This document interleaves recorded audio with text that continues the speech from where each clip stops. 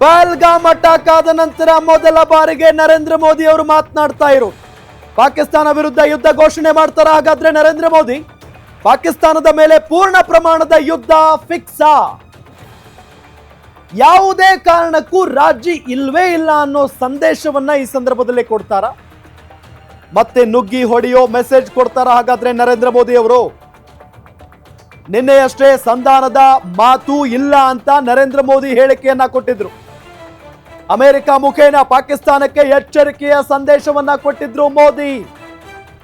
ಮಾತುಕತೆಯ ಪ್ರಶ್ನೆನೇ ಇಲ್ಲ ಅಂತ ಸ್ಪಷ್ಟನೆಯನ್ನ ಕೊಟ್ಟಿದ್ರು ನರೇಂದ್ರ ಮೋದಿ ಅವರು. ದಂಡಂ ದಶಗುಣಂ ಅನ್ನೋ ಮೆಸೇಜ್ ಕೊಟ್ಟಿದ್ರು. ಅದಾದ ನಂತರ ಇವತ್ತು ಭಾಷಣ.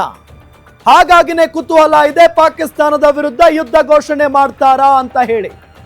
ಪಾಕಿಸ್ತಾನದ ಮೇಲೆ ಪೂರ್ಣ ಪ್ರಮಾಣದ ಯುದ್ಧ ಸಾರ್ತಾರ ಇವತ್ತು ನರೇಂದ್ರ ಮೋದಿ.